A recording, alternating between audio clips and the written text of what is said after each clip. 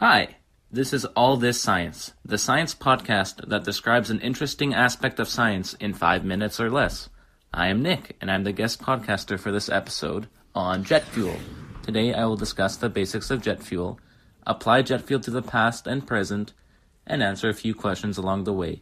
Jet fuel, which is also known as aviation turbine fuel, ATF, or after shorthand, is the main fuel source of aircraft powered by a gas turbine engine.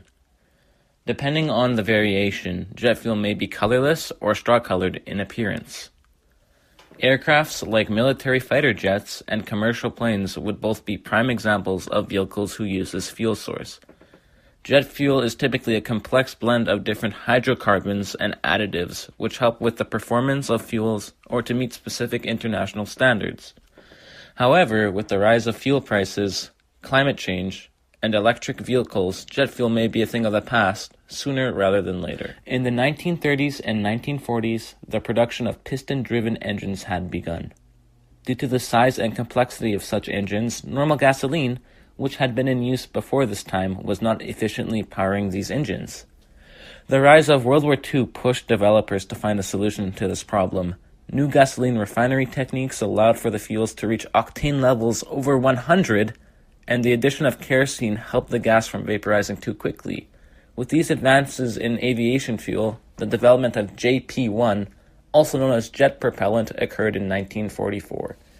JP1 was the first jet fuel created, and to this day, several jet propellants with similar compositions are used in militaries across the globe. There are two main commercial jet fuel variations used in the world today. These would be Jet A, alternatively Jet A1, and Jet B. Jet A and A1 are both kerosene-based fuels.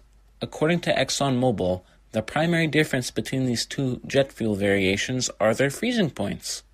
For Jet A, it is minus 40 degrees Celsius, compared to Jet A1's minus 47 degrees Celsius. Jet A fuel is used almost exclusively in the United States. Airports in Toronto and Vancouver are the only users of Jet A fuel outside of the U.S. The U.S. opts to use Jet A as their standard for jet fuel due to its lower refinery costs and to better suit the warmer climate of a continental flight. Jet A1 is used internationally due to its lower freezing point and to better suit the colder nature of an international flight.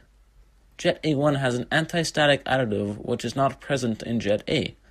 On a molecular level, Jet A and Jet A1 have a carbon number distribution of anything between 8 and 16.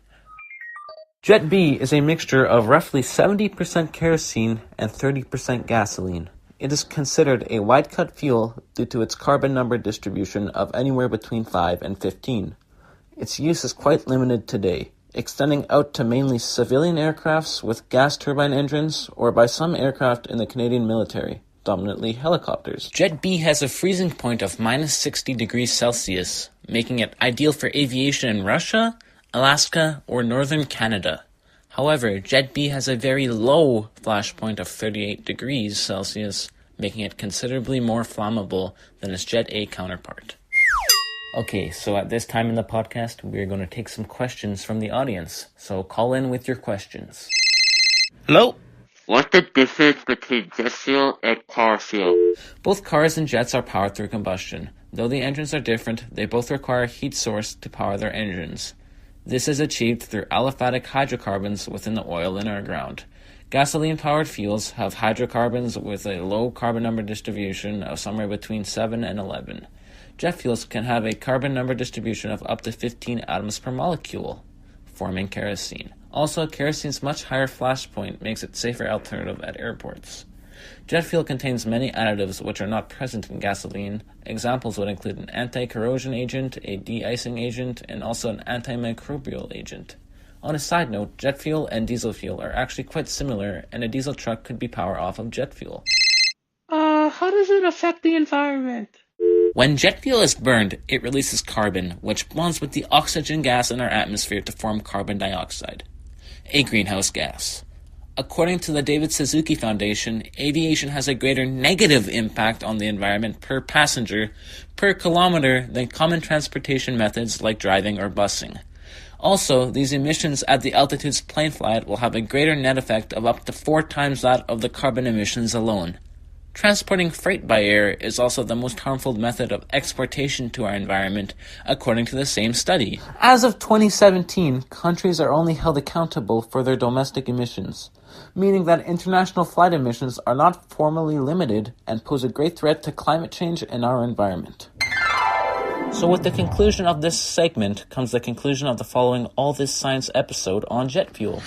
I hope you enjoyed yourself and maybe you learned a thing or two. So this is Nick signing out. Thanks for listening to All This Science. Contact us at allthisscience@gmail.com if you'd like.